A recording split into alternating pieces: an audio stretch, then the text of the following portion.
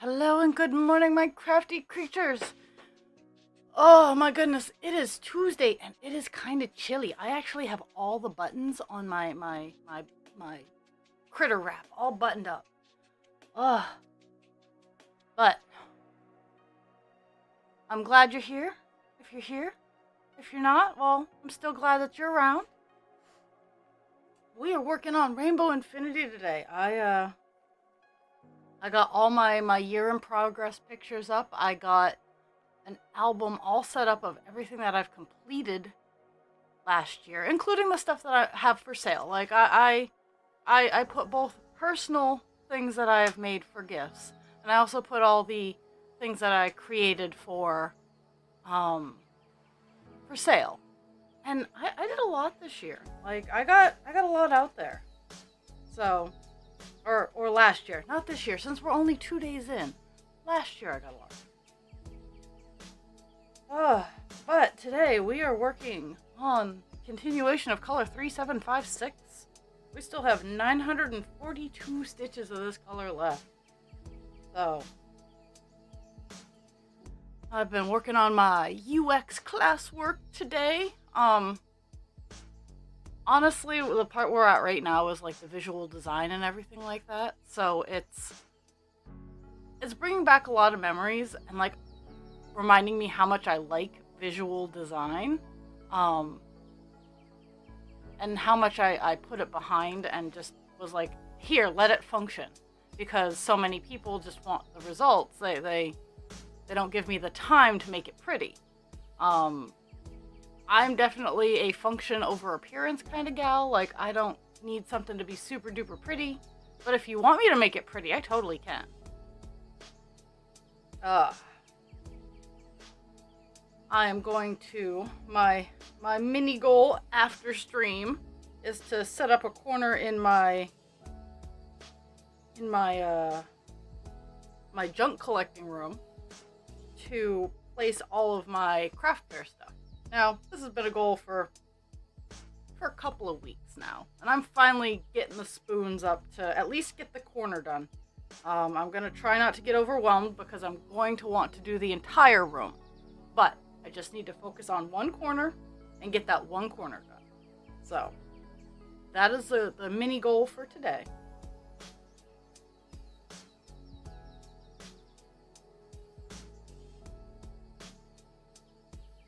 But also maybe stitch a little bit more than 167 stitches today. I talked a lot yesterday. Because I hadn't been on in 2 weeks. Between power outage, holidays, and me just not having the spoons, 2 weeks is a long time.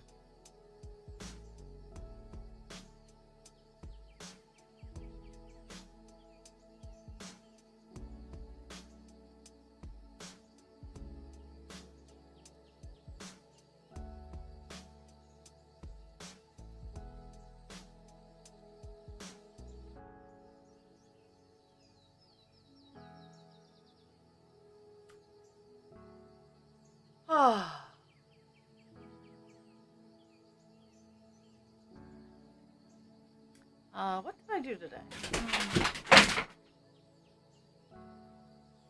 I apparently activated the dogs. I don't know if any of that... Oh. What buffalo woman decided to fall on Cesar? You're fine. Just fell over, because you probably kicked it.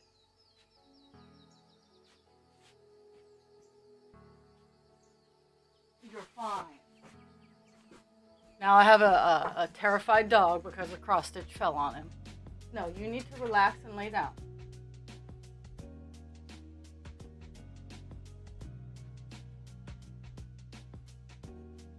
But yeah, let's see, what did I do this morning? Right now, a lot of my classwork is just watching videos and doing quizzes. So, anybody else have this problem where you'll have all kinds of classwork, you'll get hundreds on all the practice quizzes. You come to the final quiz and you bomb it. That was me today. I utilized all 3 of my tries, and there are only 10 questions, so there's no room for error. It's like you get one wrong and you barely pass. So I got 2 wrong a couple of times, and they swap up the questions, and I totally know the ins and the outs of that. But I kept getting just 2 wrong, and it's like, really, guys? Really, guys? So I get to take it tomorrow. But I'm just going to continue on with more classwork.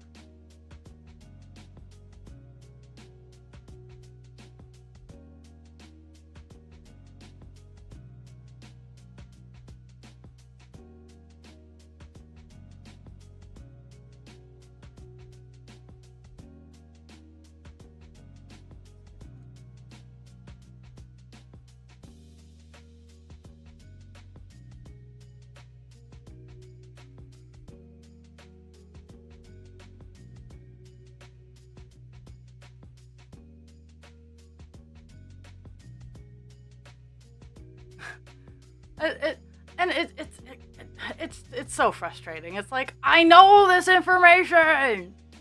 Let me show you that I know this information. But they're using words with similar meanings, and like contrast and hue. In my brain, those can be seen as the same thing. And then I think they have to, it's just very frustrating. It's like, okay, so contrast is black and white. Hue is how bold that black and white is. Like, really? Come on. Fuck off. And I love my class. Like, we went from, I think we went from like 50 something to 6. No, we went from 15 to 6. And I just, I don't know why, but I'm having a blast in it. I am loving relearning a lot of my communication techniques, the marketing and whatnot. It's just,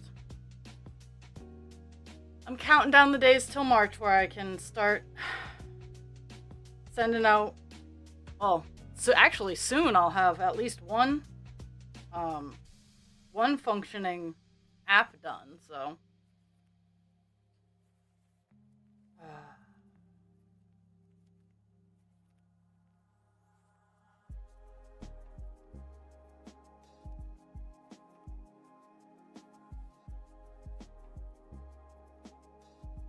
And I mean, if I tried, I could probably get the app done sooner, but I'm in no hurry. Even though I probably should be. Okay, 3 lines of... And it's not that my job is in danger, but I'm tired. I'm tired of everything that I've had to just get through.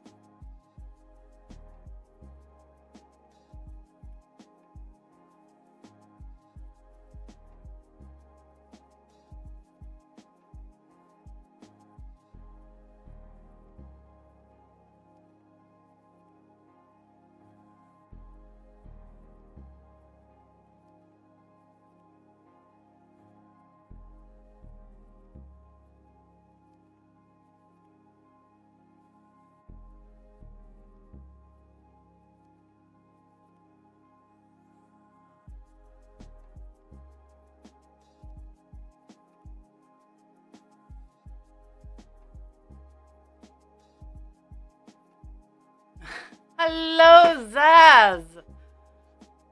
Did you see that you were number 2 as my chatty? One of my chatty friends?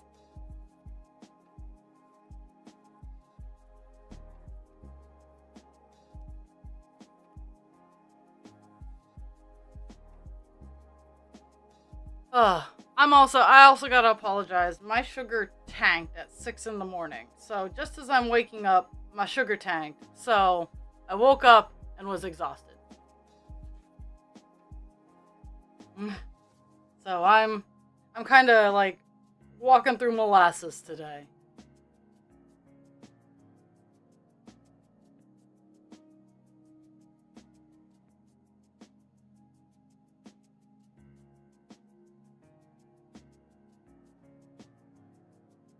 I get to be background noise? I don't know if that's the safest thing for me to be.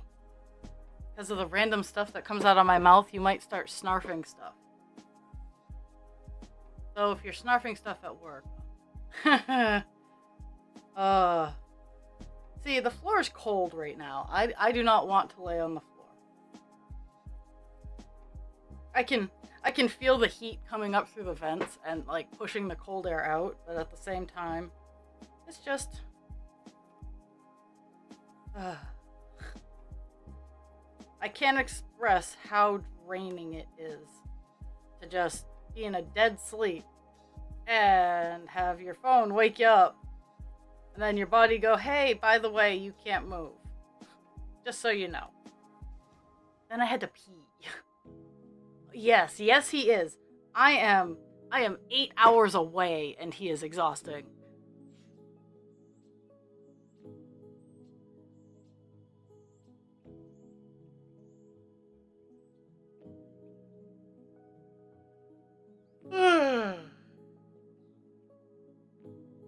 Oh, and just to add to more fun, I heard the renovation crew from behind me just show up.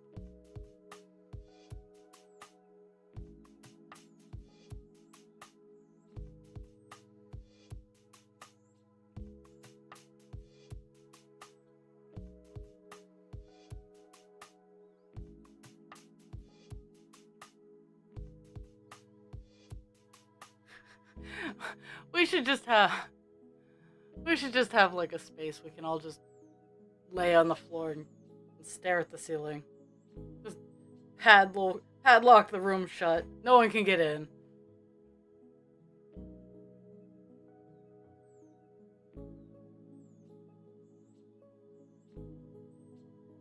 So I've already had 2 Wrong Way Theaters of the Year. I didn't get to compiling all of last year's Wrong Way Theaters. But this year, day 2, I already have 2 Wrong Way Theaters that all happened before 10 a.m. yesterday. I have 2 cot visits, an ambulance, and a partridge in a pear tree. So,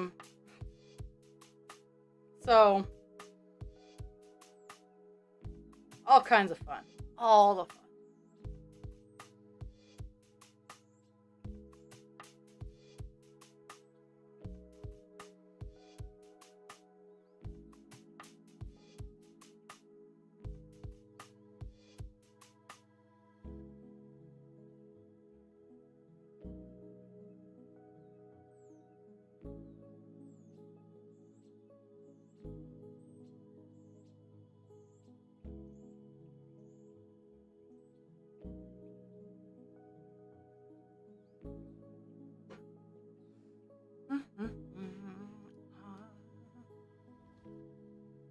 One of the reasons I like block stitching is I can get lots of stitches done in a short amount of time. I just did 30 stitches right there. Maybe 30 stitches. Nope, only 20 right now. I still have one more line of 10. I'm like, wait a second. Not quite.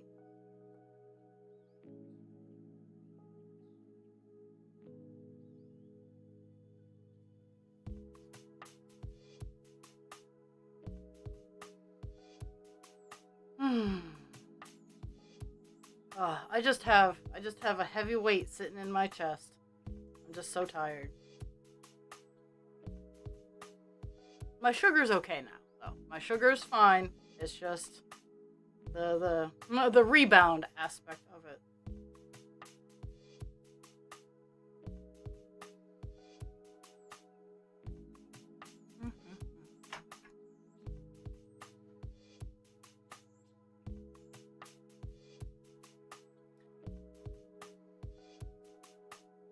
So I still haven't heard back. I did ask my therapist if we're meeting tomorrow because I honestly, legitimately have forgotten if we're meeting tomorrow or in 2 weeks.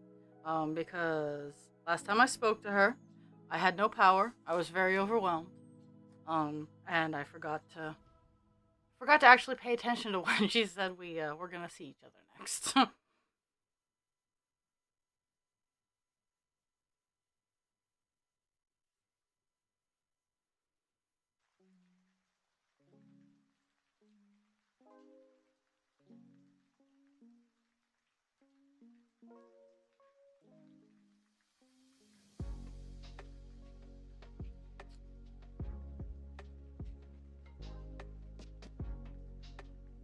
Oh, see, that's the rough thing, is when my sugar crashes, my body wakes up.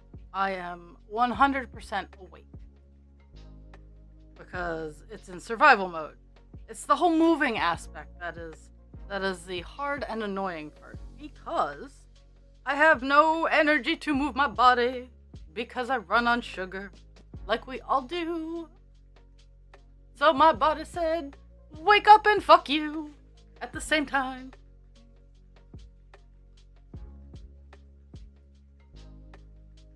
Really sucks at work when my sugar crashes. Luckily when I'm already up and moving, I can catch it fast enough.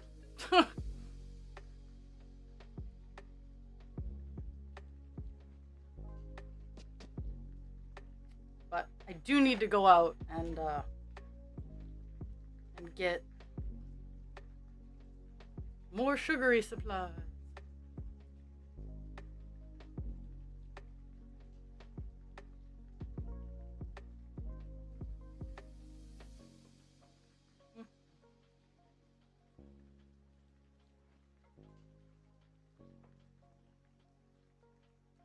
So yeah, the bulk of this color, there's a band that is the bulk of this color.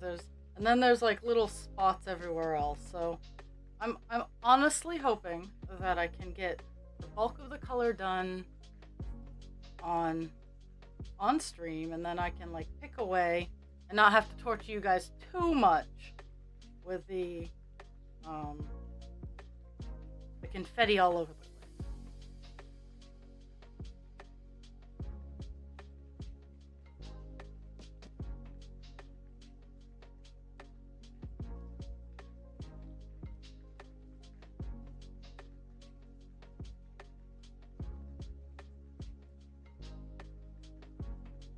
Oh, yeah.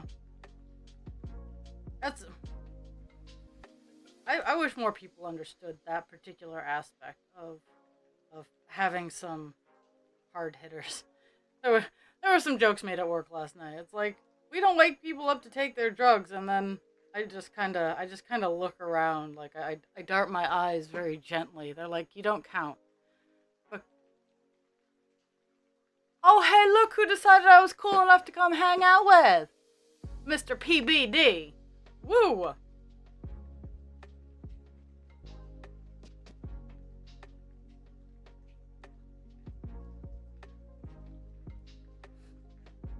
I know. I need to be posting my schedule a little bit more. Honestly, this week I was very unsure if I was going to be streaming or not, just because of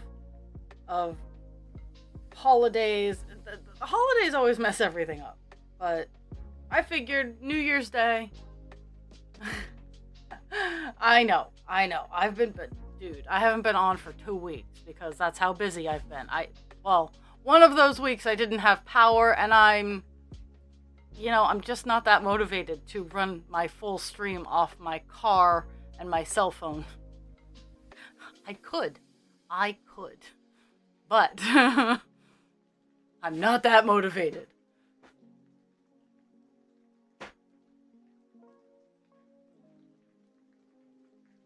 Okay. Now we got all of it. That's 30 stitches there. We have done more than 30 stitches today. We have totally done a little bit more than 30 stitches. But I'm not hitting my checkoff button until I have completed this little block.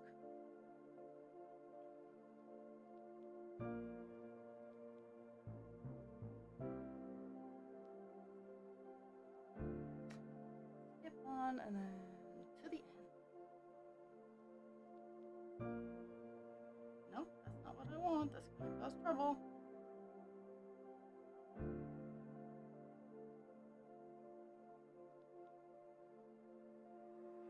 Well, I guess trouble it is.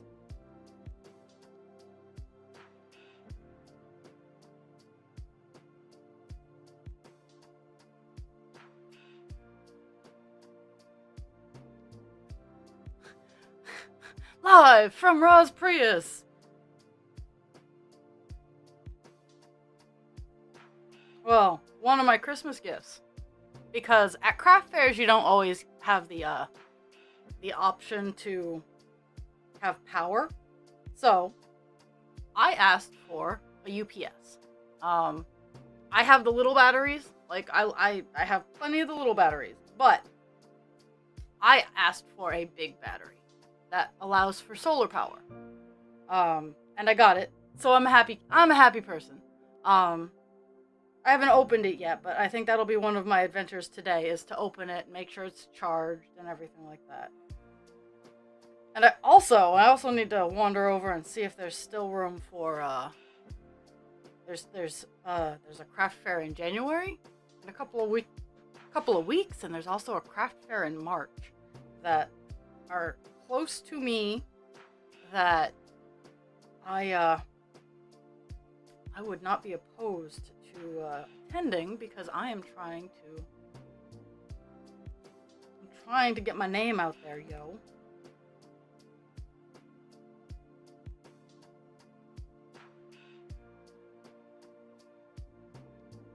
I need to get me another fold-in table.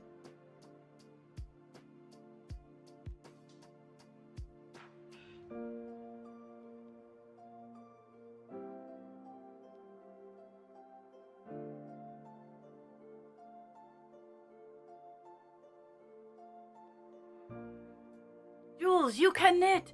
You can do it! So, I just got done loom knitting, and I didn't get this until last night, so, it was a spiral saw blade scarf. Now, I'm like, well, why is it called a saw blade? And why doesn't it decrease? Because it only works on an increase. It walks around a loom on an increase. And then after you hit its length, you just purl knit it off the loom. And I'm like, why don't we decrease? Why don't we create the closing, so the little triangles are the teeth of the saw, and that straight end where you purl it off is the flat end. So it actually looks like a saw. And I'm like, oh my god, that's so cool! So I got super excited when I discovered why the pattern was called a saw blade. Welcome to my world.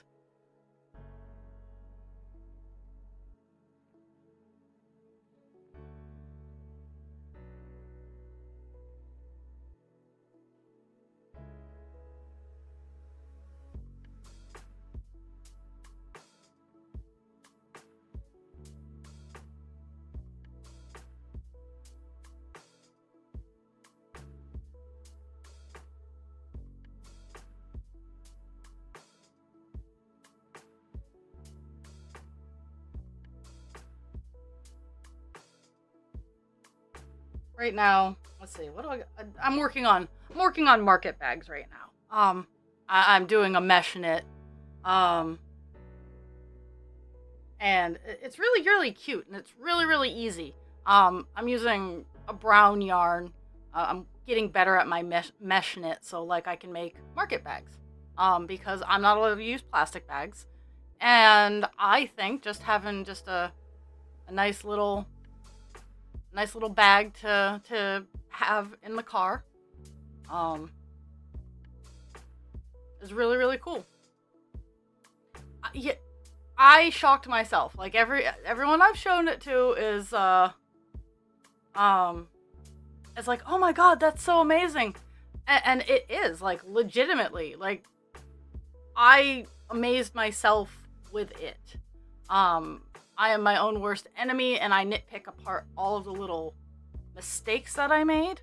But at the same time, it is, for a first time, it is really, really good. And I need to work on giving myself more credit for what I am doing. And it's really hard, and I'm trying, so. It's kind of like showing off my app work to my current coworkers, and them going, oh my goodness, that's so cool. and me being like, it's like the stick figure equivalent. I don't understand why you think this is so cool. And just being comfortable with knowing that I can do that. Because I honestly, right now, I'm working on I'm working on the high end version of my app, but right now, I'm like, no, this isn't cool, you know. But by the end of the week, I'll have a pretty one to work on, so, or a pretty one all done, I should say. Friday is my target day to get all of this stuff done. Doo-be-doo.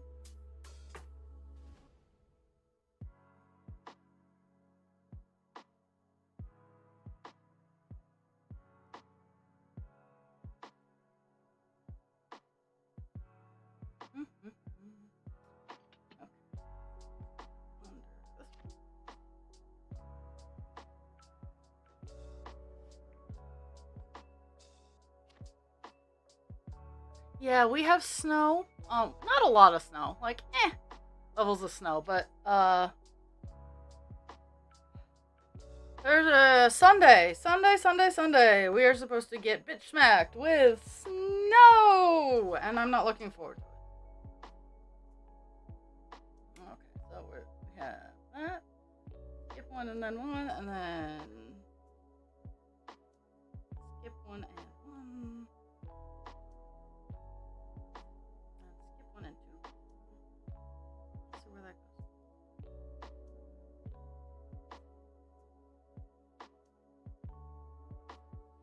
Yeah, it was 15 degrees this morning. It's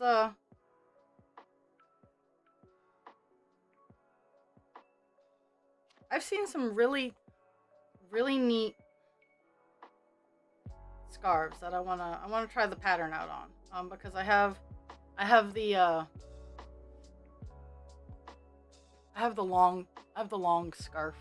I have the long looms. So I do want to experiment, and I have a lot of string. Like, I have string. I have a lot of string. And mother-in-law was like, you know I have yarn that you can have, and I'm like, I totally know that, but $14 for 2 totes of yarn. The totes cost more than that if I were to go to the store and buy them. So I'm gonna buy the totes. Eee. Let's see.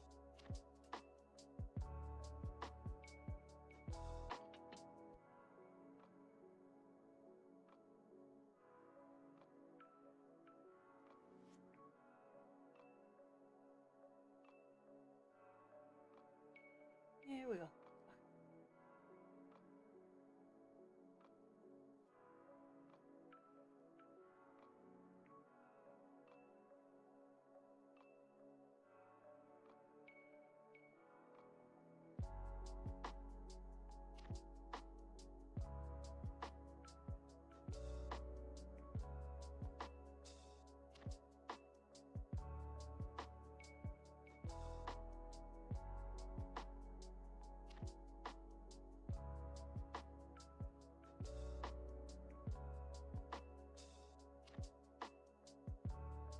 I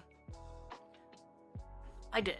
And it's part of the, like, it's one of the reasons that I'm sticking to the model that I'm sticking to is, like, the little kittens that I have, like, any of the knit, that's true.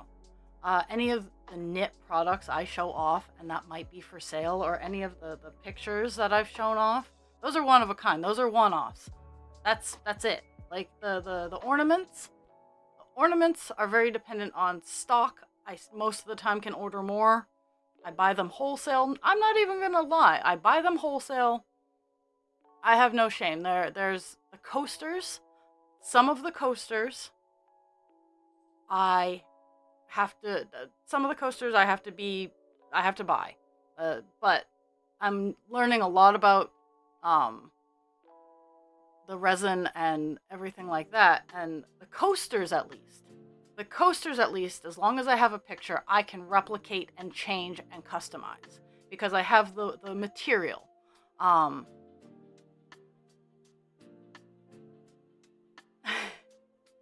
I love the waffle stitch. Oh, it's such a cool stitch.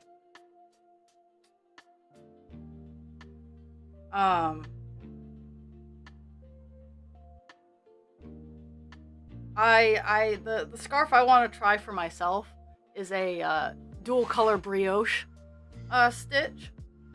So, but I need to start spending more time outside because I have some cool scarves, and because I work in a elder care facility, it is too hot for scarves. And whenever I'm home, I'm inside. So, but I have the colors that I want to use for it, and let's be fair, I would use wild colors to begin with, but it's a dual color brioche, and I have the loom for it, I have the yarn for it, I just need to go for it.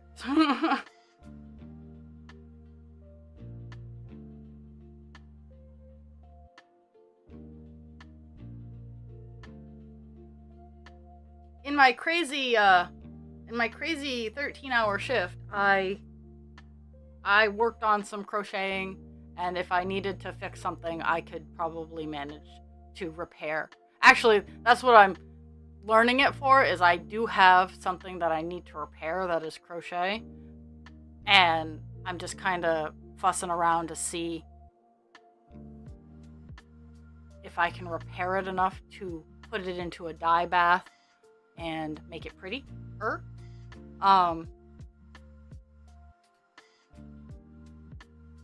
I like to upcycle. I like to take something that might be seen as boring or outdated and turn it into something new. Like the stencil work that I do. I dye the fabric. I do the stencil work. I pick the colors for the stencil.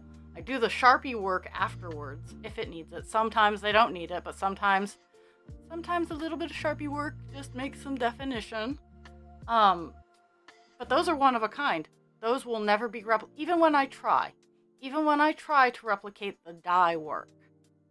And there'd be arguments. Oh, hey, well, you just need to no with the type of dye that I do, it always comes out different, and I love it. I will never regret the style of dyeing that I do. Ugh. My eyes are crusty today. I apologize. Today is a brain scrapey day at work, so we'll see if my eye crusties are the vid, or if it's just another one of the respiratory diseases that are going around. Okay.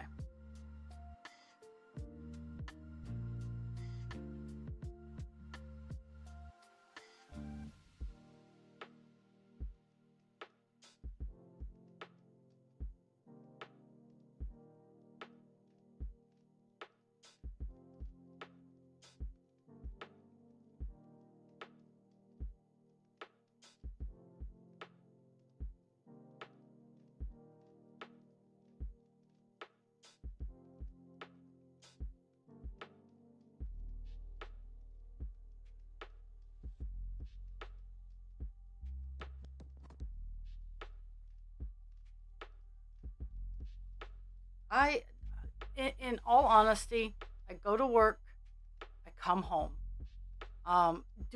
We do go shopping and stuff like that. I don't spend too much time near other people. I still take a whole lot of precautions, and especially in the winter. But I mean, there's only so much I can do to avoid things.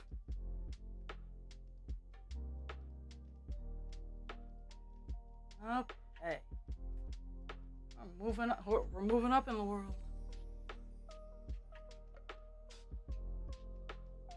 That was just a block of 96. So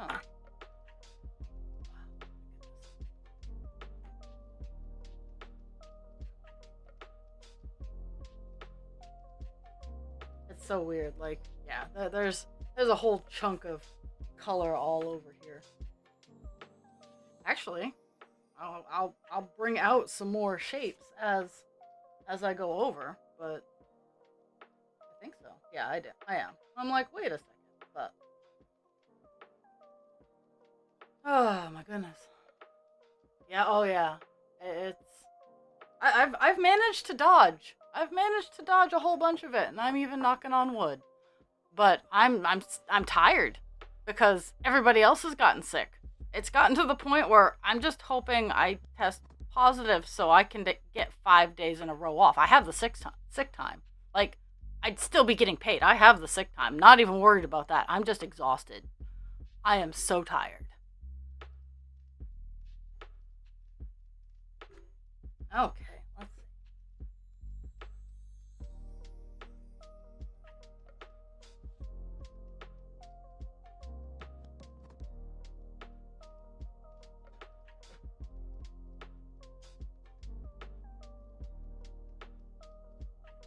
Skip 1 and 2.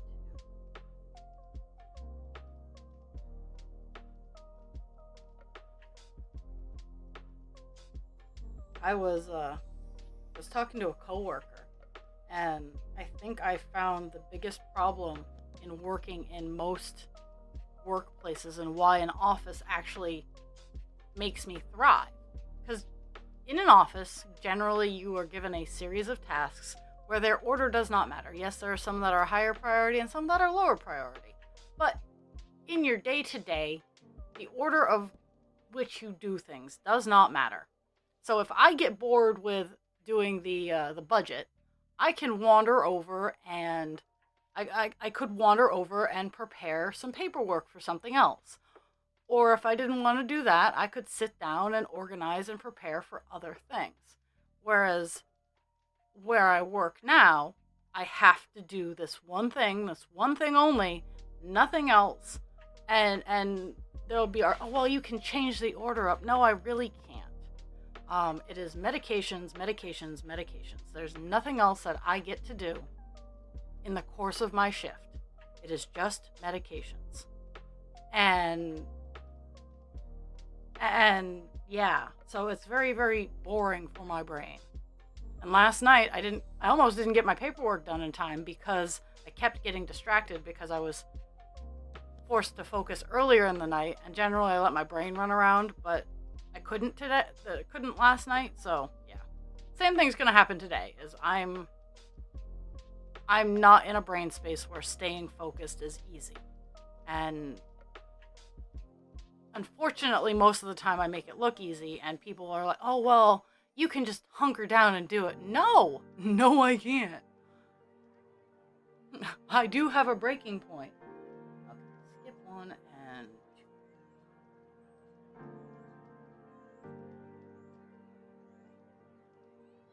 I giggle when everybody is like, oh, well, you make it look so good, or you can't have that. You don't show it. It's like, no, I don't show it off. We don't all go waving our dicks around in public.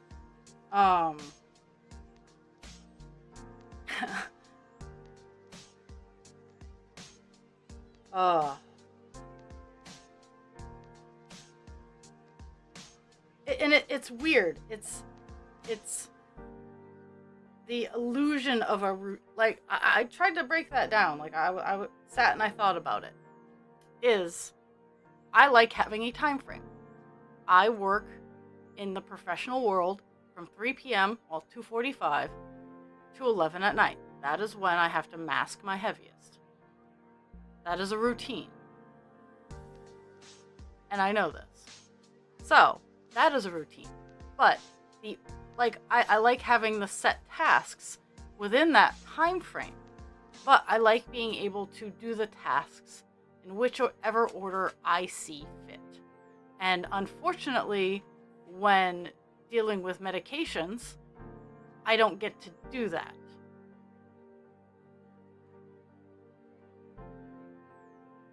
Because some people don't like I'll be like, oh, hey, yeah, I got an extra 5 minutes. You want your meds?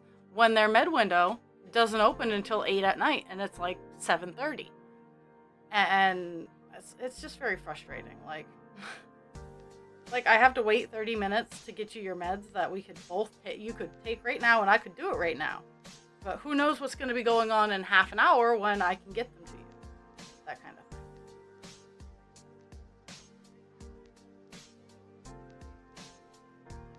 It is the illusion of a structure for me. That's how I look with the ASD and the ADHD.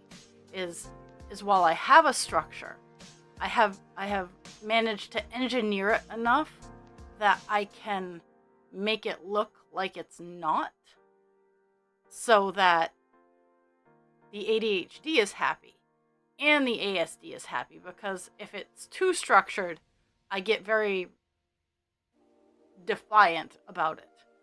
And if it's not structured enough, I don't want it. Like, my ASD is like, fuck that.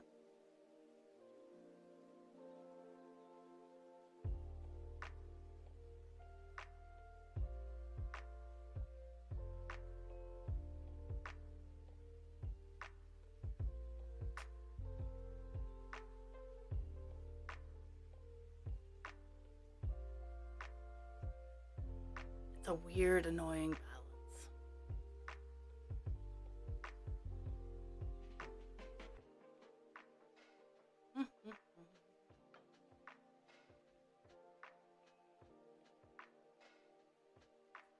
But I honestly, I also, it's a mixed blessing curse.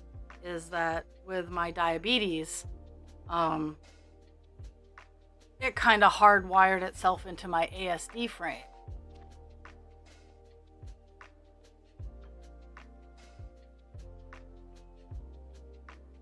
Yay! And so with me, at least for me, I have the tasks, but the order in which they need to be done isn't set in stone. And most of the time, absolutely, it's in the same order every day. You can be like, oh, Sarah's gonna go do this now. It's this time. But at the same time, I built in enough flexibility in my brain. But I also think a lot of that is due to the reinforcement and the structure that my diabetes requires me to both be super rigid and super flexible all at the same time, because sometimes, and this is the thing that people don't, that doctors don't often talk about, and medical science doesn't often talk about, is they don't know why my body isn't producing the beta cells that make insulin. There's no reason. It's just kind of like someone went over, flipped the switch, and it stopped. Now, sometimes that switch gets switched on. Now, I don't get any warning about this. Medical science doesn't know how it happens. Is sometimes my body functions almost normally. So those are the days where my sugar crashes a lot, where I am just, I disable my pump and I roll with it, as it were, because it just produces insulin. It doesn't stop. It doesn't regulate itself, but someone opens the floodgates and my body produces insulin. And those are rough days because I still have to deal with my normal responsibilities, and I also have to deal with my body being a fucking bastard. So I have to be flexible enough to recognize that that's happening and to be able to deal with it, in addition to the rest of my life. I have to be able to ignore the jangly keys and eat the food. Hello, bad mother Stitcher, and Happy New Year.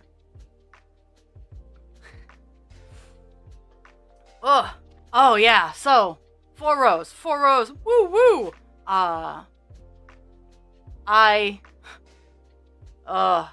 Towards the end of that scarf, like, it's like, I only need to do 2 rows, and each row was like 113 stitches. I'm like, I can do this.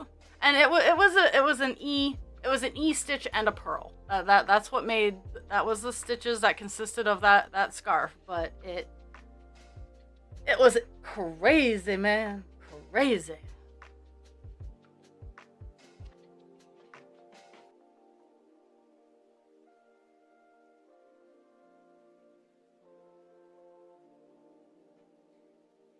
Uh, yeah, the sawtooth at max, because it got progressively bigger. It started off as 10. It was a 10-row repeat, but as it got bigger, it got longer.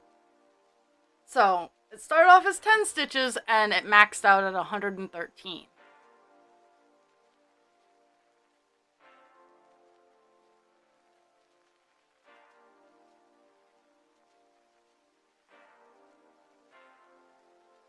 And it was just back and forth.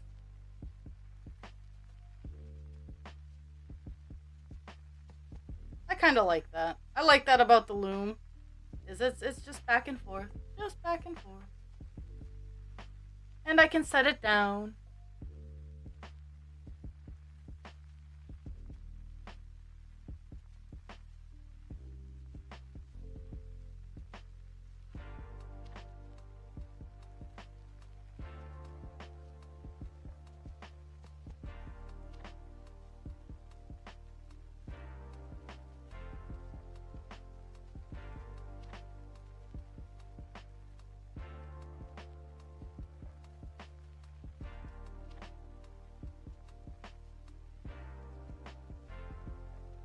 I'm super excited to be eventually filling in where the curly Q is, giving it a little bit more fleshing out.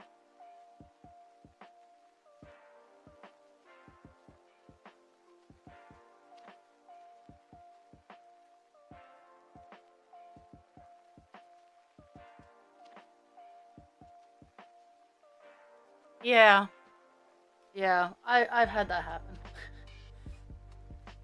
And fuck you and the horse you rode in on.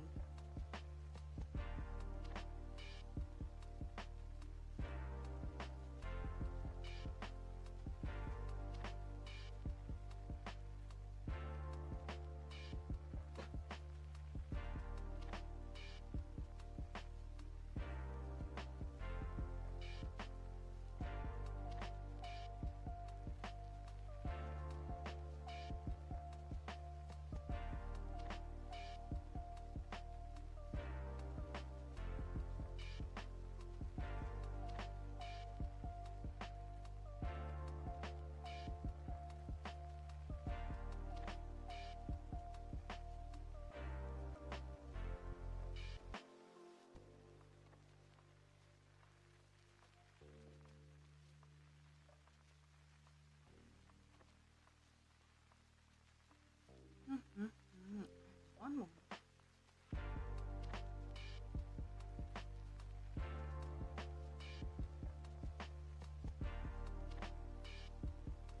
I replaced my good smelly stuff this morning. So my craft room now smells good again.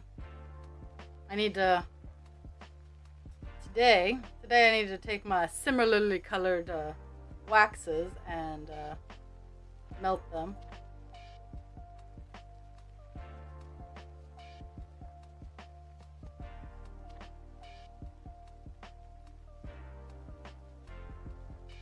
Well, maybe not today, but because today I'm gonna clean out a corner and organize it.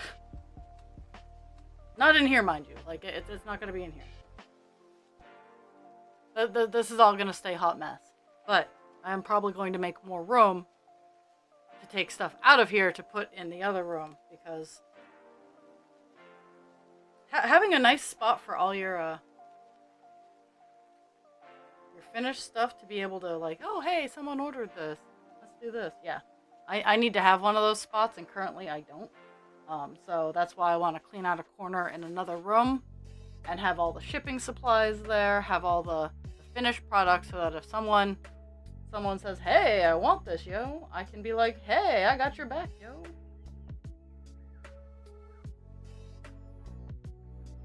Three, and 2.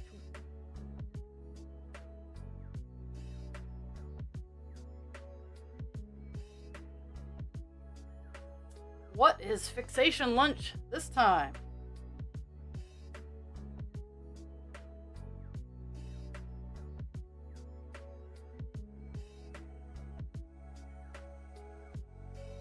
I'm trying to get my hand away from this bar. Like in the back, I'm arguing with the bar.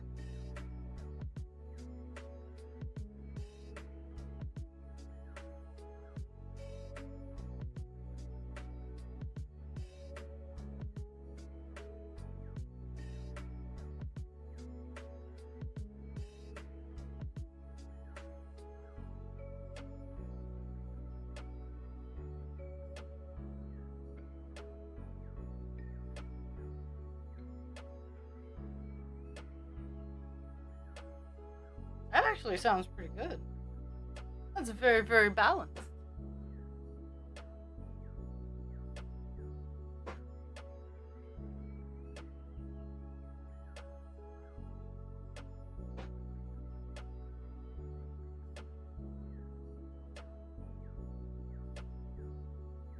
Try not to move my chair too much because I have a good boy. At least I think it's a good boy. I would have to touch the dog to know which one it is, and if I touch it, it activates it. So I think it's the boy. I think the girl's out guarding the hallway.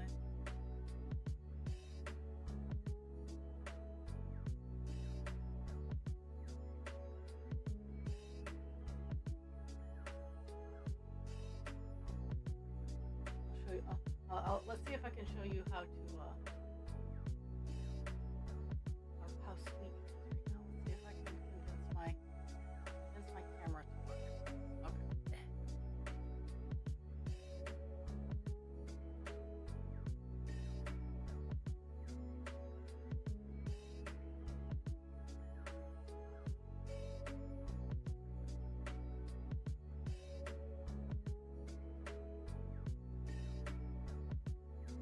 Okay. Let's see.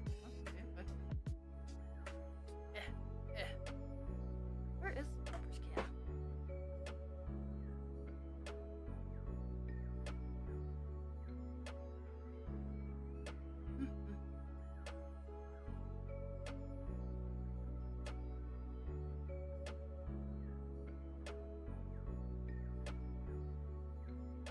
It's hard to explain to people who just don't know. No, I didn't want that.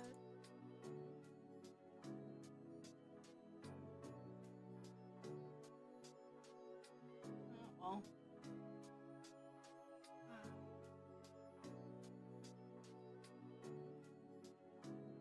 Okay, so pepper cam isn't working. And that's rough. It's really hard to explain. It's hard. And that's why my argument for people is, what is it hurting? If someone is getting frustrated, what is it hurting that this person is doing this? Why? I know these questions bother people, but why does this bother you? Why is this a problem? And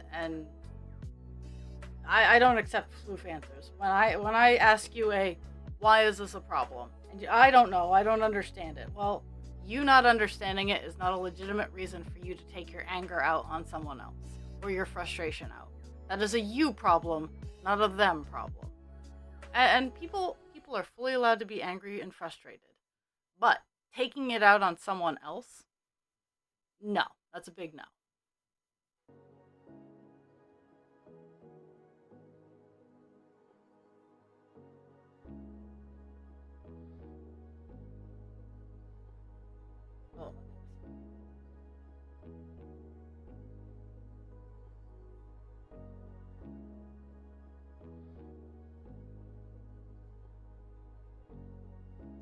Oh, yep. Okay, so it is the boy. It is the boy laying next to me. Because Pig just decided to walk, and her walk is different than his. Mostly because she's about 20 pounds lighter.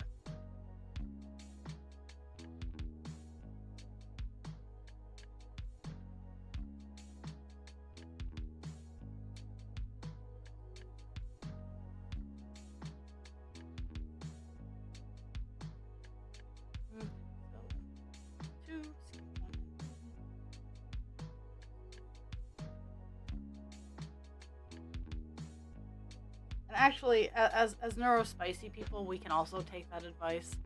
Um, and it's an active thought that happens. So I had someone write a very long Facebook post about how people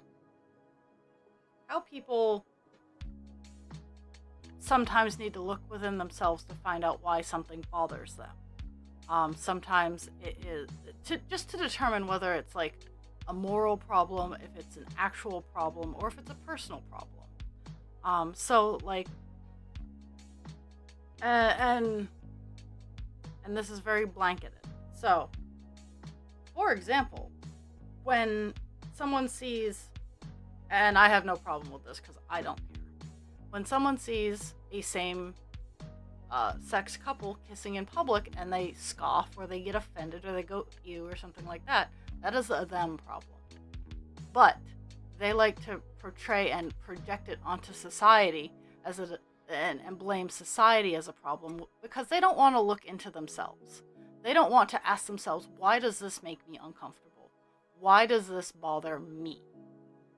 Because I have witnessed it with my own eyes in a crowd of people, just one person being bothered by something, and there's a crowd of people of many different life paths, ages, and only one person is bothered by one singular action. And that person will blame many, many outside sources, but that is not the source.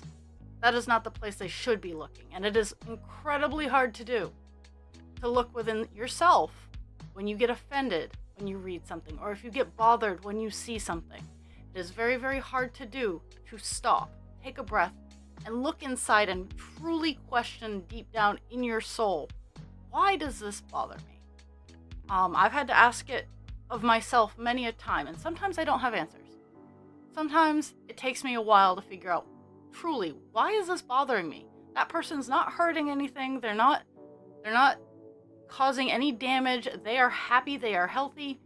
Why does this action bother me? And it's something that society, at least American society, is not ready to handle.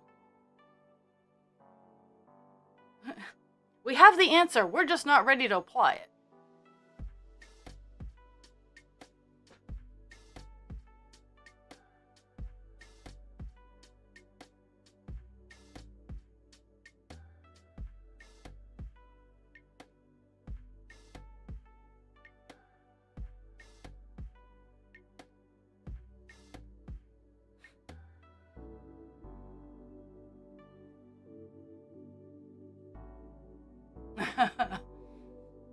Yeah, exactly. Like I get annoyed with myself for eating the same thing over and over and over again.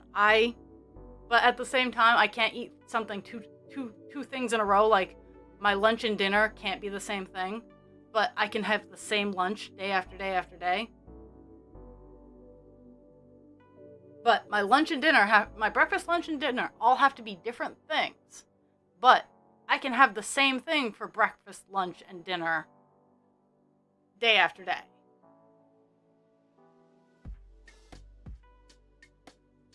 Oh, she even wants just Eggos? Come on now. That is like the easiest thing ever.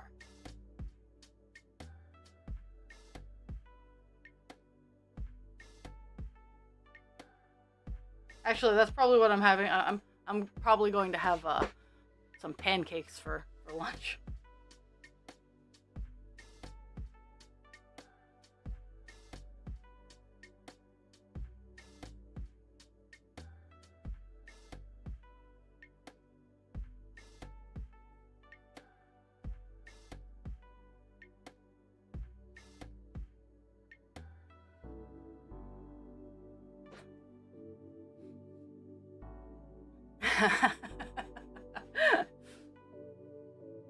uh,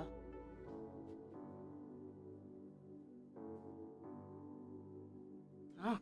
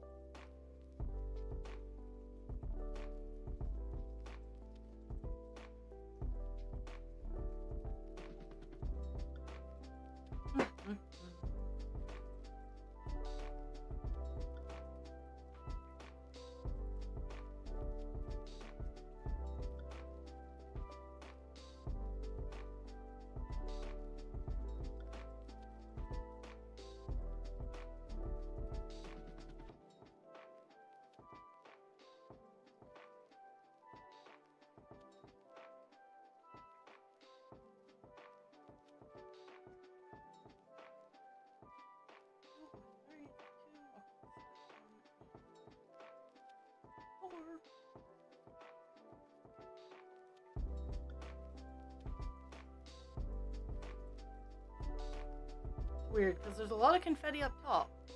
Oh, of course, my my work camera froze, I guess. We're gonna deactivate and activate.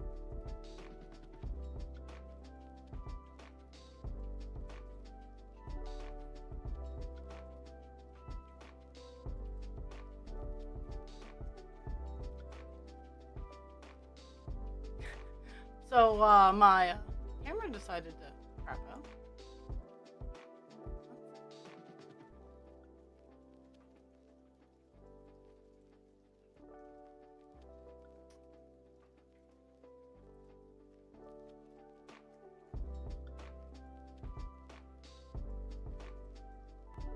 This is gonna be fun.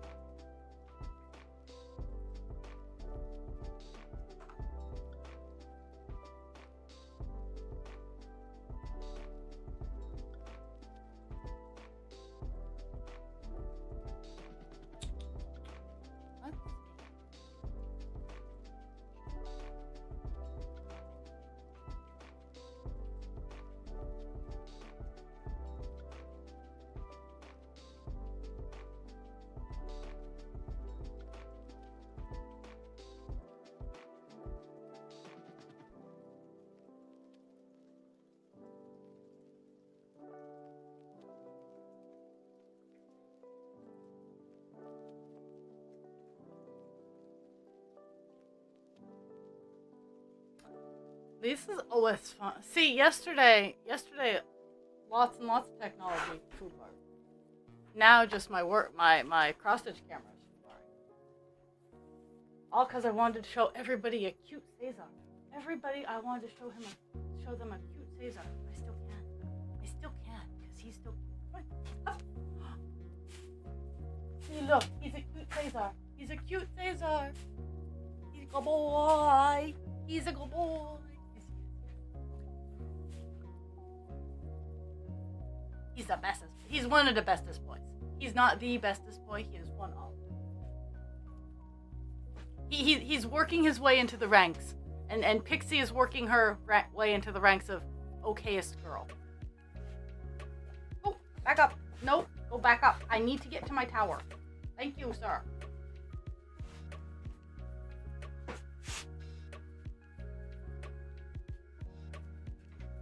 Oh my goodness.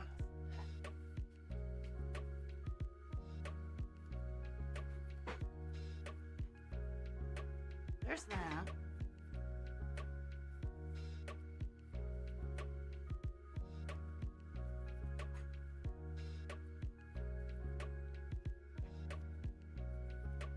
Oh. Okay, let's see if we can get it to come back. I've apparently knocked out both cameras. Both the doggo camera and everything except my face, which is hilarious.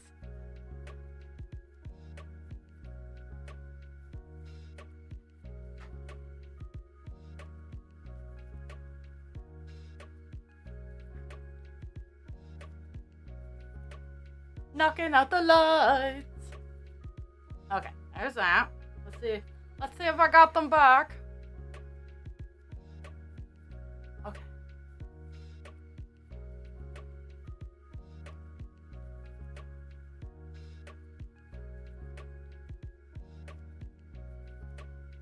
Oh, we got the floor. Okay, so the 2M came back.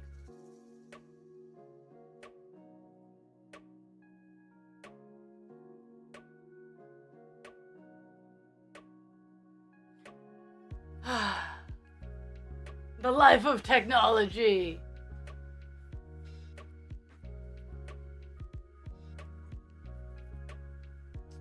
See, this is what generally happens before stream.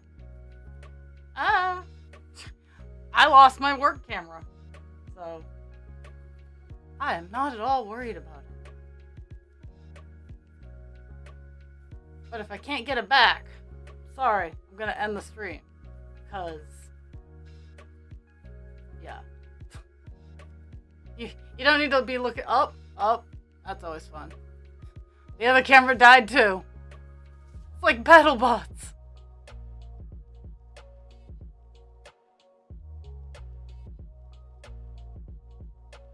Oh, hey, look, it's me. In the big picture. I'm gonna move myself back to the little... There we go.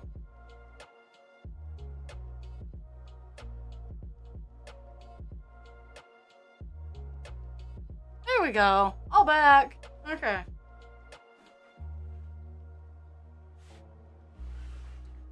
Ha. That was our midstream break, I guess. There. Back. And I have dog hair all over the place.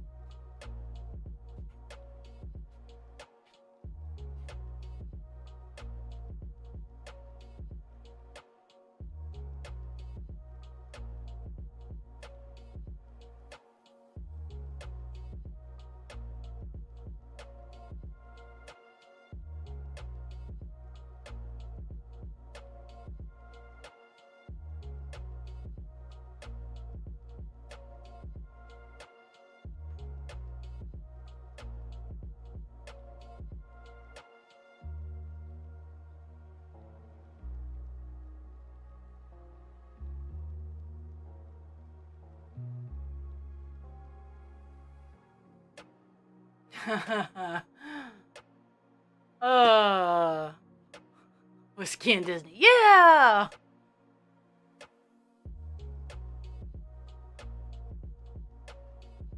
Oh, so the original Mickey Mouse is now public domain. Steamboat Willie Mickey is public domain and Disney is losing its shit.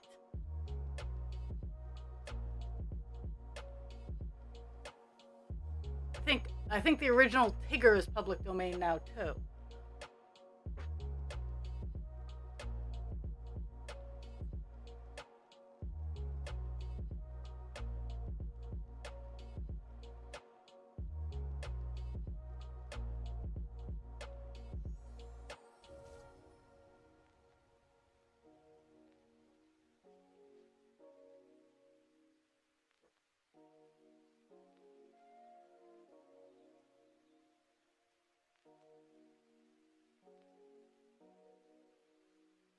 Yeah, Disney had a lot of things go public domain today, and they are not impressed. But I mean, that's why you have reiterations. Is you got to reinvent your characters.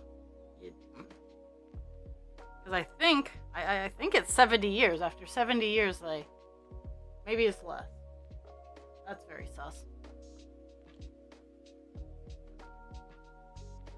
Maybe it's less. I don't know. I'm not motivated enough to look it up. Not right now, at least. Later it will be looked up. Yeah, the problem with the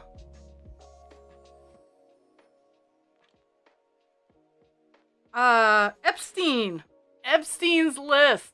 Yes, it is all kinds of documentations though. It's not just like a list, but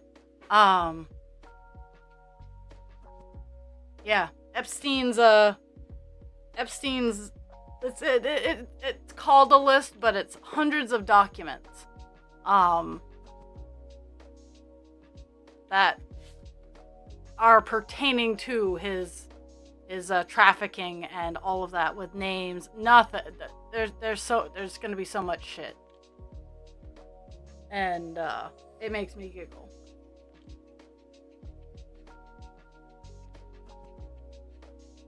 Don't want people finding about the bad things you do. Don't do bad things. Easy as that.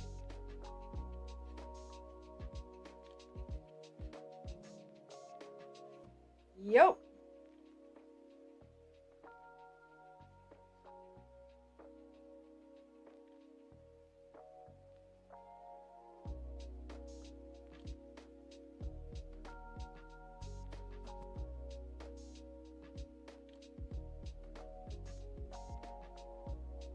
I haven't had time to look in. I haven't had time to look into that either. Like, today was a get up and stabilize myself kind of day. But it is worth tuning into the news, at least a little bit.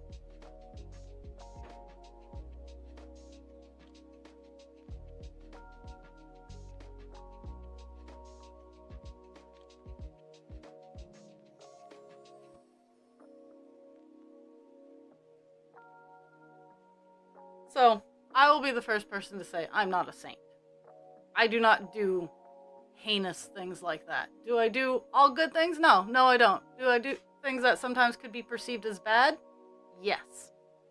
And I will own up to every last one of those perceived bad things. No problems with that. But I do not go against. I do not. Children are a big no-no. Children are a big no-no. Going against someone's free will. Free will is very important to me because lots of people like to say we got free will and then in the same breath of air say no, you don't have free will. And that is why my motto is you are free to make your own choices. You are not free from the consequences of those choices. And the more people understand that, the more that accountability comes into play. It's like, and I use this one because it's very easily to relate to. Places like Walmart, Costco, any business, if it is not immediately run by the federal government, it is a private business. Now, like your post offices, your police stations, things like that, those are civic buildings. So when the mask mandate came out, your supermarkets, your Walmarts, your private businesses could ban you from not entering, fully within their rights.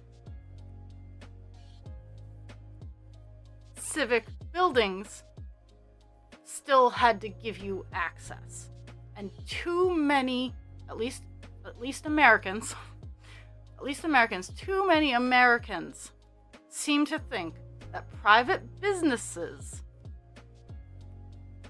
have to fall under the same rights category as civic buildings, and they don't. You're free not to wear a mask, but you are not free from the consequences of a business barring you for not wearing a mask. And that's the kind of thing that's the level of accountability that I hold. It's like crosswalks in a Walmart parking lot. This is the evil in me coming out. Crosswalks in a Walmart parking lot, those are not public streets. You do not have to adhere to the crosswalks in a private parking lot. It's nice, but it's not the law. It is the rules of the parking lot, and if you want to like do business at that business, you might want to adhere to the rules of that business, but it is not law. And businesses like to play a lot around with that line too, because they'll put those crosswalks in and be like, yeah, stop, it's the law. No. It is a crosswalk. It is a warning. And yes, citizens have pedestrians have the right of way. But, hey, we've wandered into a weird rabbit hole that Ra knows way too much about and has many opinions on. I encourage you to run over the people in Walmart, but I'm a bad person. Yes.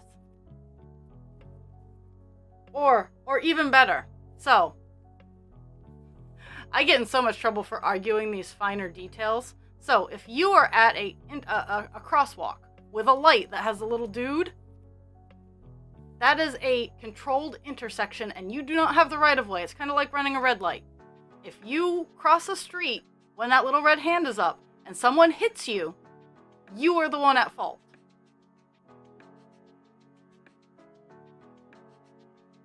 Because you went against your light. That kind of thing. But no one wants to take accountability for that because they're like, I'm the pedestrian, I have the right of way. No, motherfucker, it's a controlled intersection.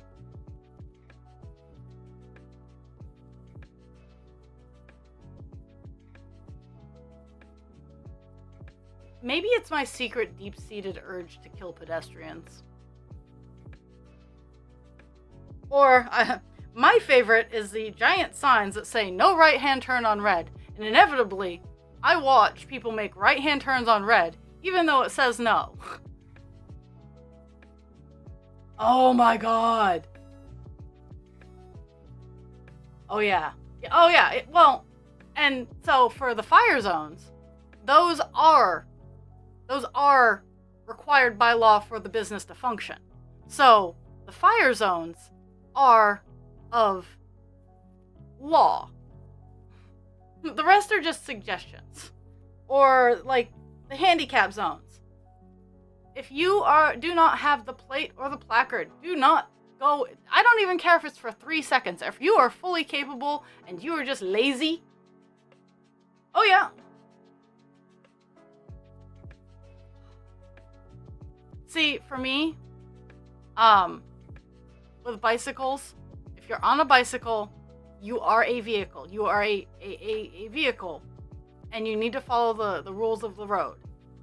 The bikers who think that they are doing us a favor by driving into traffic is not cool. The drivers who don't use hand signals, I used to commute by bicycle.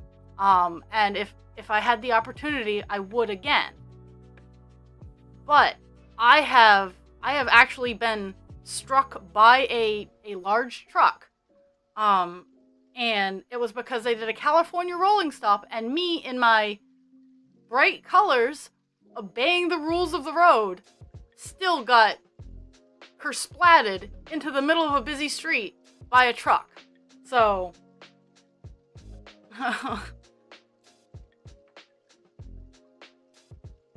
yeah, here in Maine, you are to give them, I think, 4 feet of leeway. But we also have the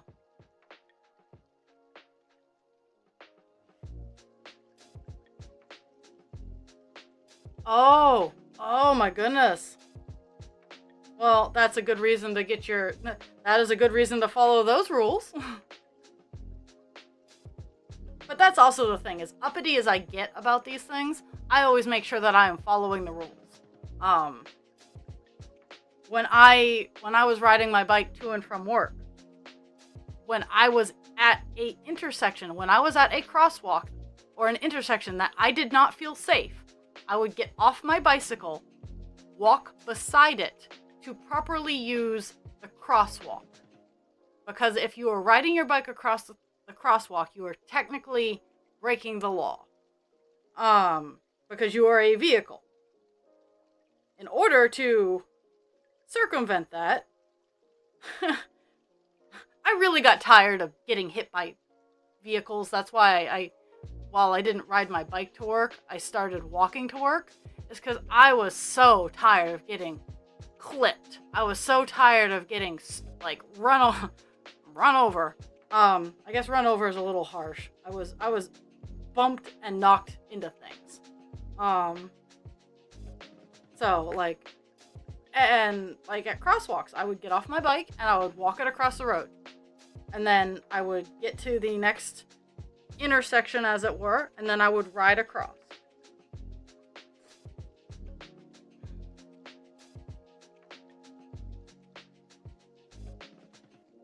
And mind you, I've had my driver's license since I was, how old was I? I think I was 17 when I got my driver's license. I have been able to drive a car for, let me math it out here, 20 plus years.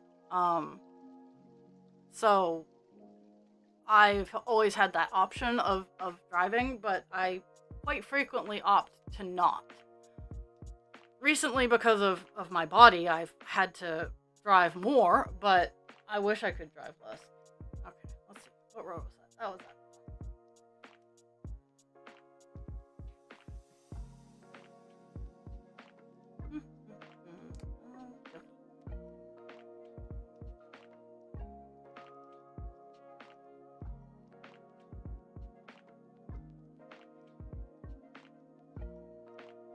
Oh yeah, yeah, and that's the thing. Here in Maine, we have in the winter we have the stop, and a lot of the snowmobile clubs like very much enforce those kinds of things because you have to have your snow machines and your ATVs do have to be registered and licensed and everything like that. So I know a lot of the clubs will have cameras because it's different.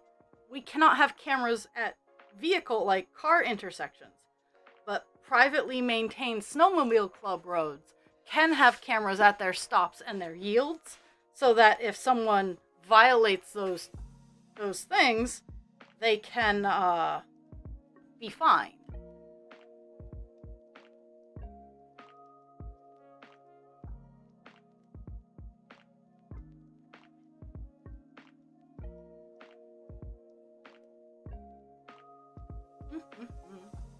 Ooh, 11:20.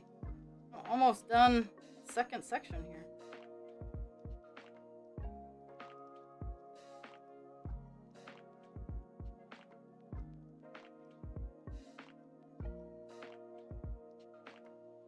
And I haven't hit my button yet, so I don't know how many stitches I've got done, but these next few rows are all solid, so I'm gonna just go back and forth for a little bit.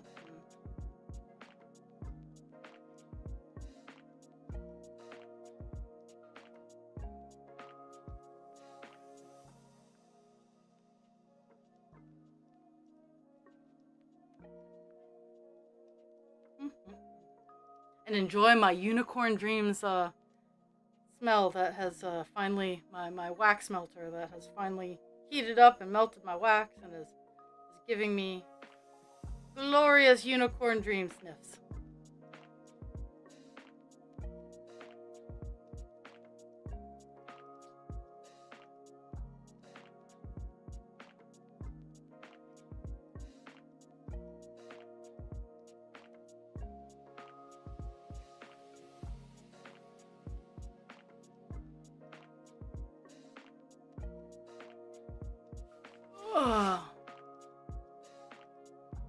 Yeah, I do too, Jules.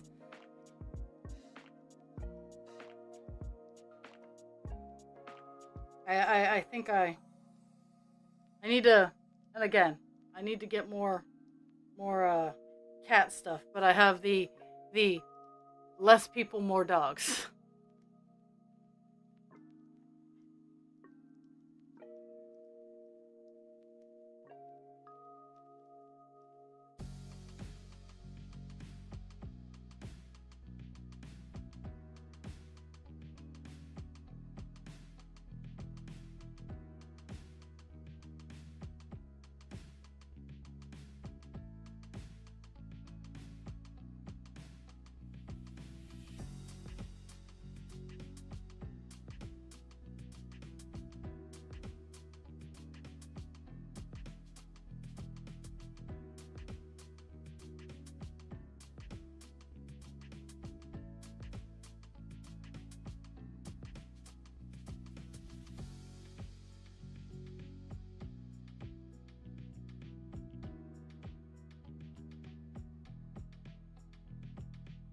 Wow.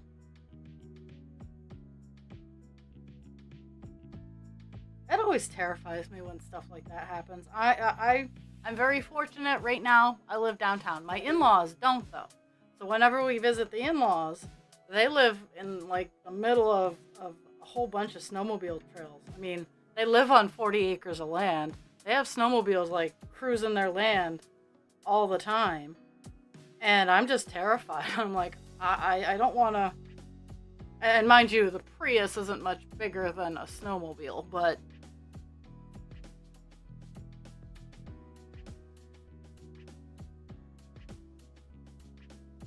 it's much heavier than one, though.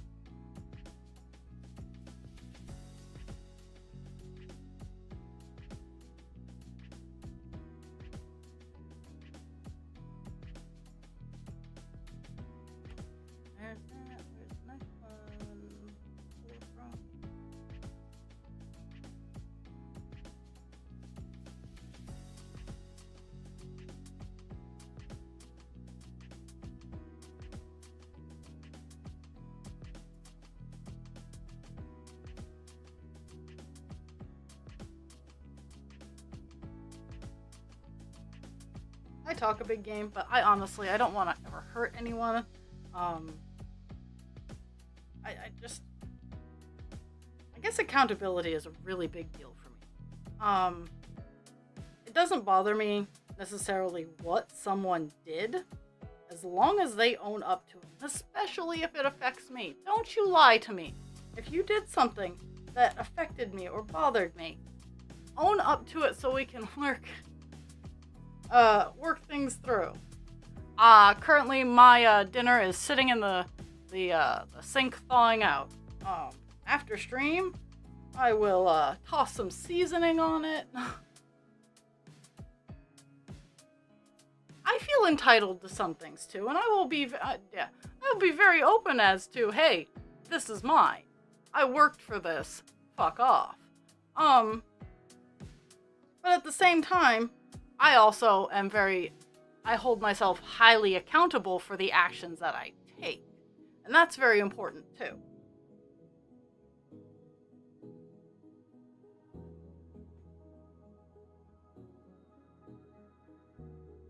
Yeah, supper tonight is chicken thighs, potatoes, and something else. Because it has to go to work, and has to be relatively easy to heat up.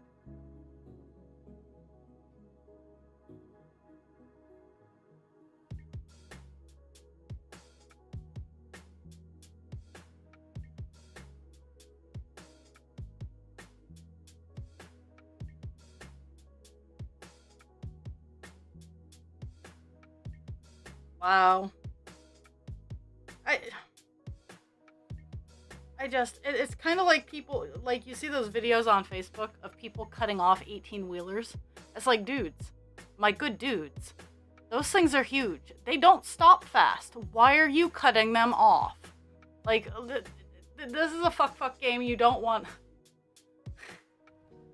Oh yeah, yours is way fancier than mine. Mine will not be anywhere near that fancy, but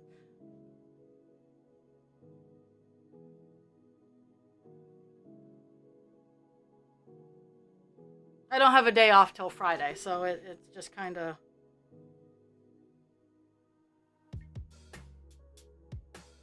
They don't stop. Like, I try to use as many blinkers as I have, and on the same end, 18-wheelers don't have the right to be as dickish as they are.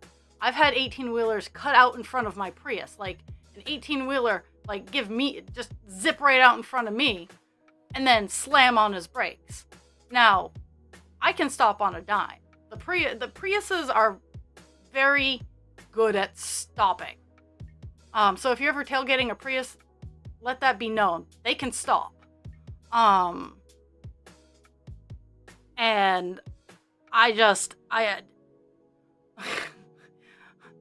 those particular rigs get some 4-letter words. Because, I mean, I easily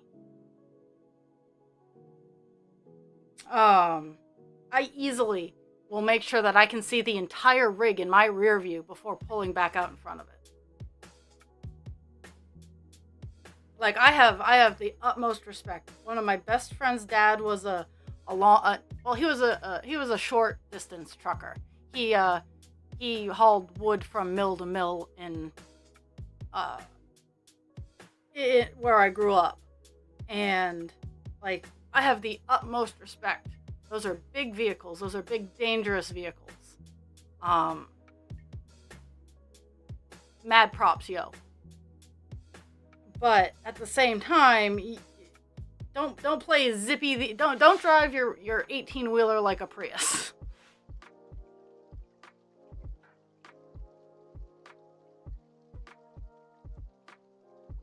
Oh, see, if I can't see the mirrors of an 18-wheeler, I make sure that I can. I always make sure that I can see one of their mirrors, because I know if I can see one of their mirrors, they can see me.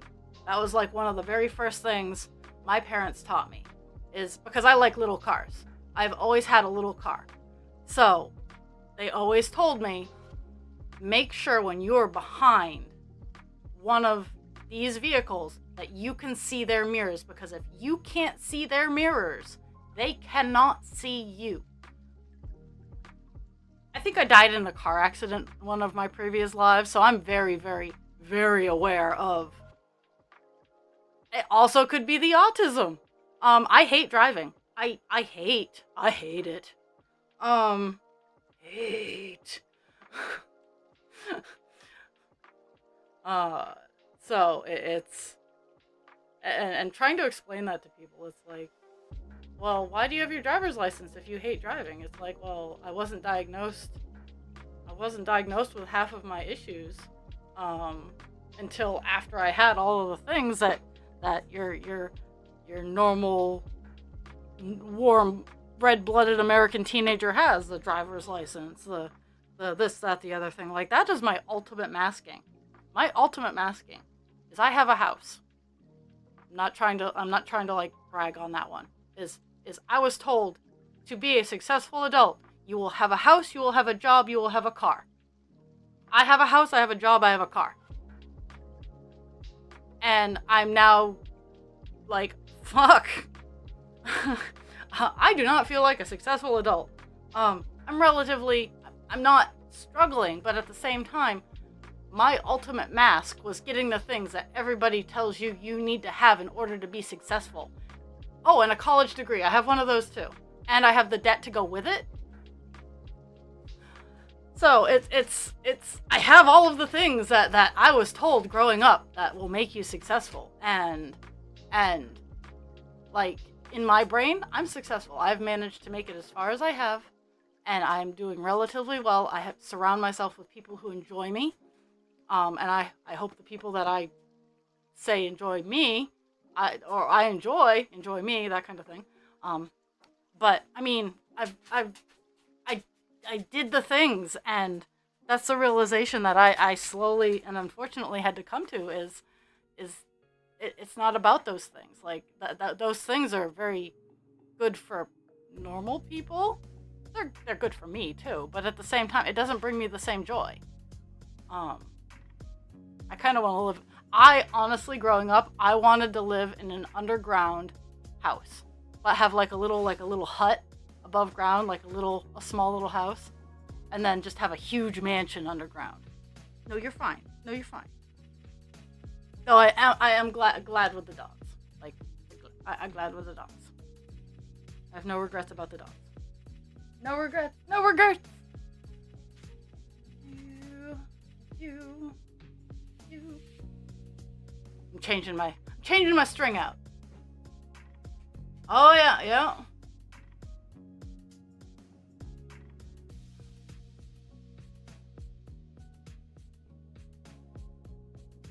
Oh yeah. I don't like to drive. I don't. I hate driving. I do it if I absolutely have to. I prefer shorter distances. I do not like to drive. Do not. Will I do it? I absolutely will. Am I good at it? I'm halfway decent. I'm super careful.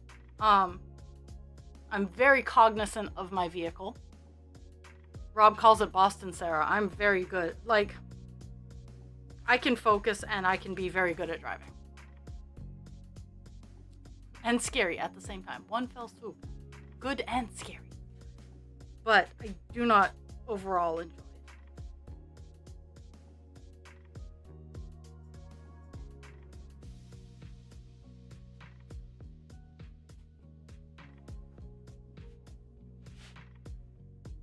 My parents made me drive a Winter. They're like, you cannot, and I was the first year that they required a certain number of hours to get your driving and all kinds of things. I was one of the first years that was part of it, like so many hours a night driving, and that your parent had to sign off and everything like that. So I was one of the first ones.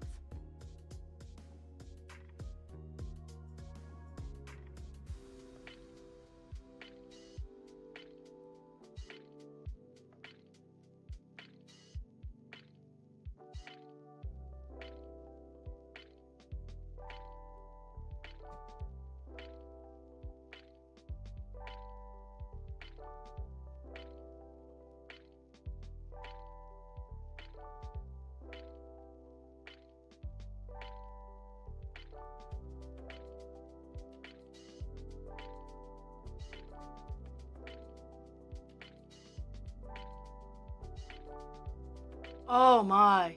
Oh my. I do hope your dad recognized that that was that teenager's fault and not that firefighter.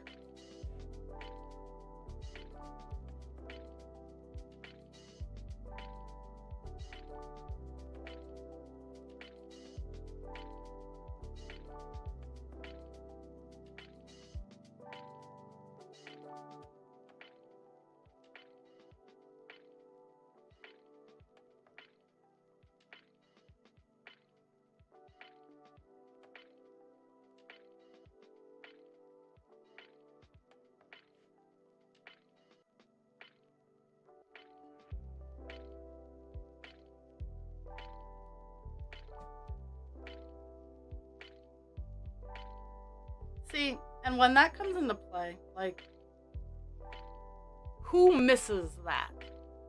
Um, and in saying that, I do recognize that my squirrely ass little brain can feel the lights, in addition to the screeching of the sirens and the brightness of the lights. Like a fully blared fire engine for me is just an overload nightmare, and all I want to do is pull over. Like, I just, oh my god. Just even thinking about it starts to overwhelm me.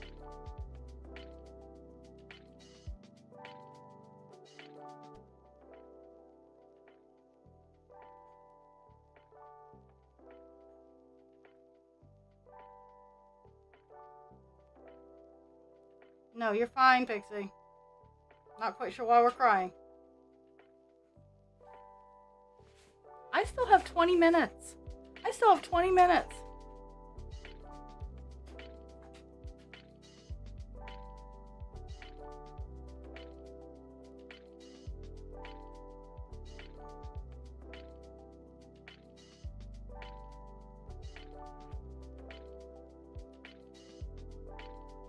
Ugh. That's just rude. And these days they turn around and wonder, hey, why can't we find volunteers? Why can't we find staff? We're only treating them like ass. Let's like treat your people better. I would do the shittiest ass job on the face of this earth if I was well compensated and well treated. For me, it's not what I am doing, it is how I am treated while I am doing it.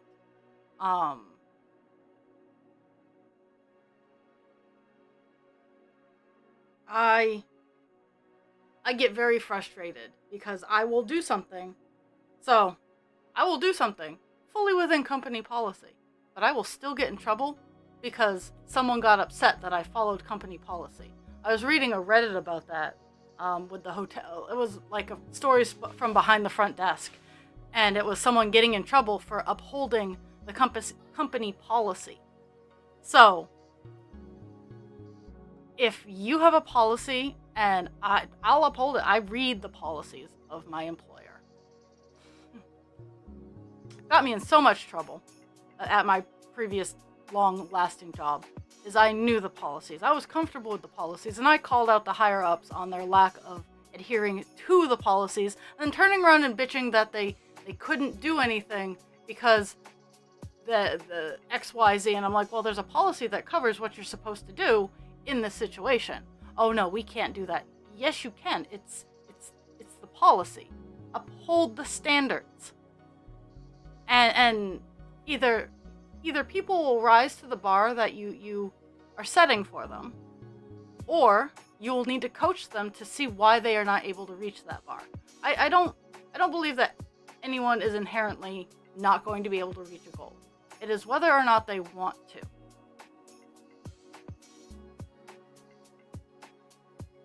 And yeah, volunteers, love your volunteers. Oh. Go him. At the same time, you know, I don't blame people for not wanting to volunteer anymore.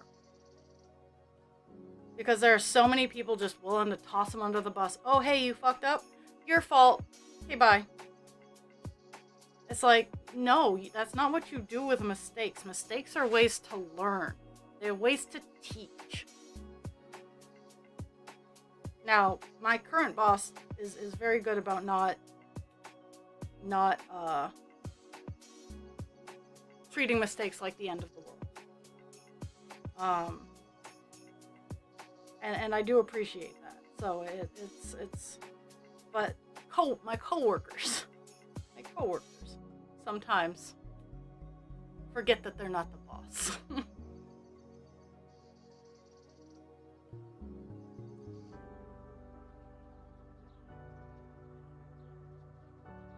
Seek first to understand is and if you can't understand, that's okay, but you still have to at least be accommodating.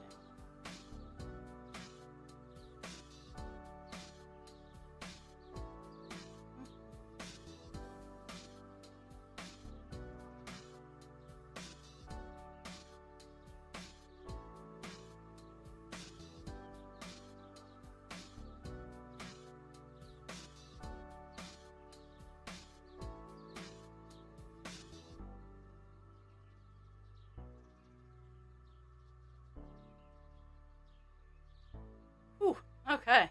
Now that we've gotten off my my soapbox of the day.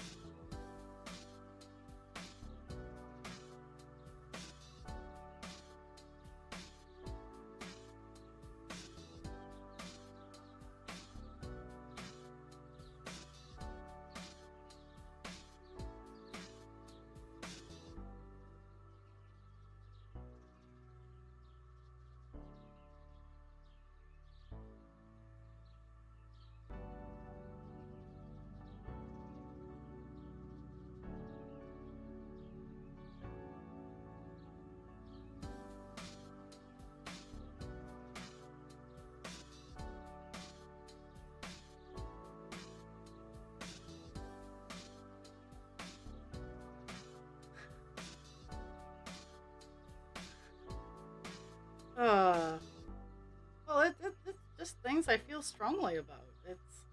It's treating people with basic human decency seems to be a really hard thing to do these days.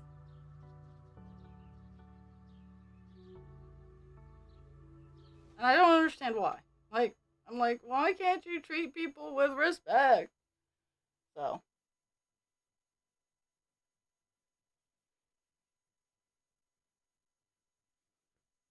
the world may never know.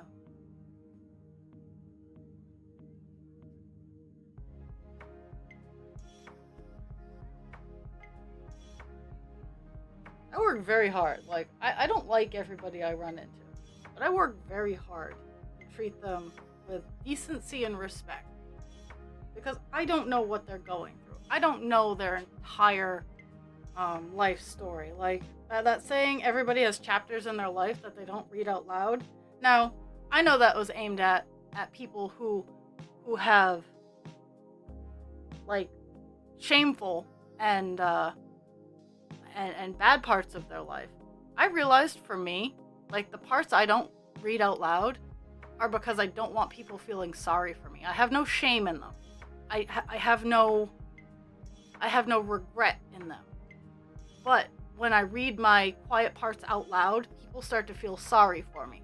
And I hate that more than anything. It's like, I don't tell you the quiet parts so you can feel sorry for me. I tell them to you so you can have a base knowledge of understanding.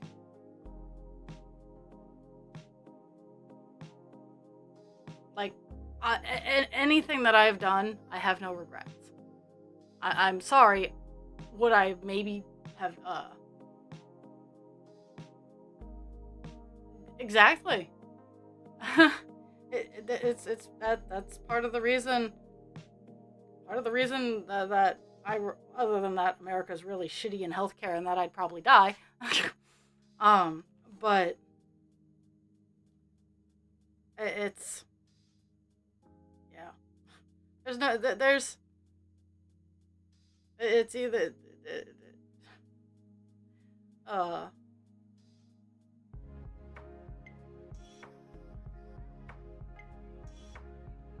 I'm almost done another row. We'll see how many stitches we got going on here.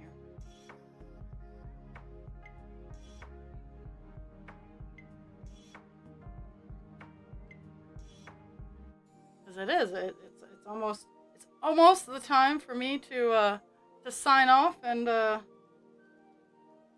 do the things.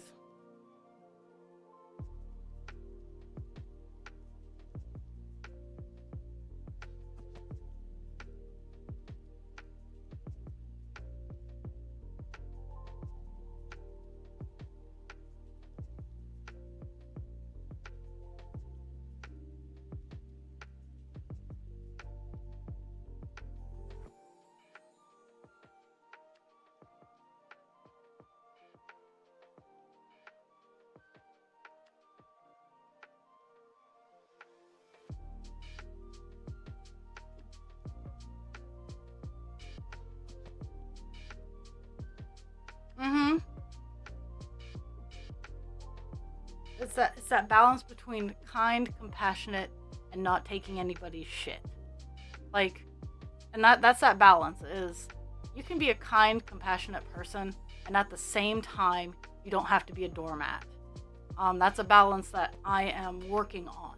Because I am very kind, I am very compassionate. I'm probably one of the most understanding people you will understand. You'll encounter? I don't know. Chances are no one will understand me. I don't even understand me. But I do not take kindly to being treated like shit after I've extended kindness. And I run into that more often than not, as I will extend kindness, and in return I will be treated like absolute shit. And it's very frustrating. So, and then that person will get upset that I did not repeat said kindness. And then they will be like, well, why do you have to be so mean? Yeah, oh yeah. I'm trying to plant the deep-seated trauma and make it grow into a beautiful tree, because the trauma doesn't have to be used as a bad thing. The trauma doesn't have to be, is it a bad thing? Trauma is absolutely a bad thing. But at the same time, we have the control to make it a good thing. A lot of the time, my trauma fuels my empathy, because the ASD, when I just let that take over, I don't have a whole lot of idle empathy. Without having a conversation with my past, I don't have a whole lot of idle empathy. And that's kind of a weird conversation I've been having in my head, is I don't fucking care. But I can see where you're coming from. Yeah. Trying to have a world that is better than what we grew up in. It is my goal. Like, I want to show kids that you can do something. I want to be that supportive person. I don't want to be poo-pooing on people's dreams kind of thing. I want to be that person that encourages, not discourages, because yeah, we've lost so much because so many people were like, no, you need to do this. No, this is a useless dream. What? Like, yeah. I have therapy, and I do have therapy tomorrow, so there will be no stream tomorrow. I will be back on Thursday. But I'm gonna highlight and hit the all done button on some stitches here, and I will give some stats out. We did 222 stitches today. Let me see where that brings us up to. I just gotta wander over to my handy dandy spreadsheet. We did 222 today. Okay, so that brings us up to 72.53%. We have 7,092 stitches until we are done. And we have completed 18,722 stitches. So, those are your stats. Thursday, Buffalo Woman will be up on the rack. So, we'll see where we get with her on our road to 90%. Oh my goodness. Let me minimize some stuff.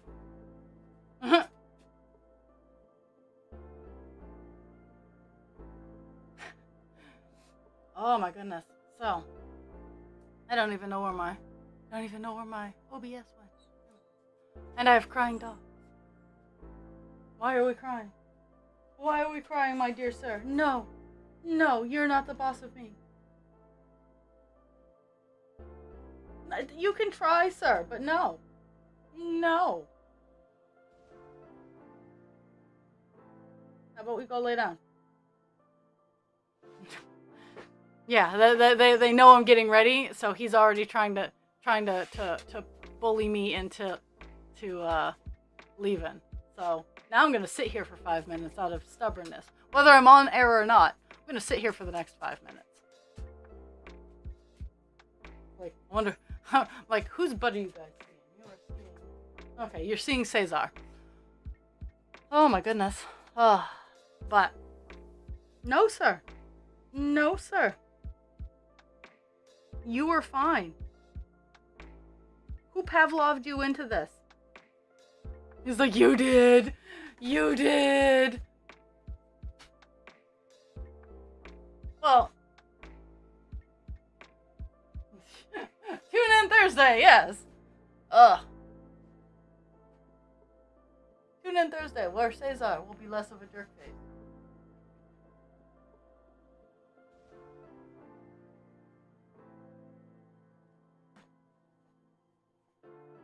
Enough. Off. Well, I'm gonna go let these monsters out. And I will be back again on Thursday. We also have other platforms that we can connect on.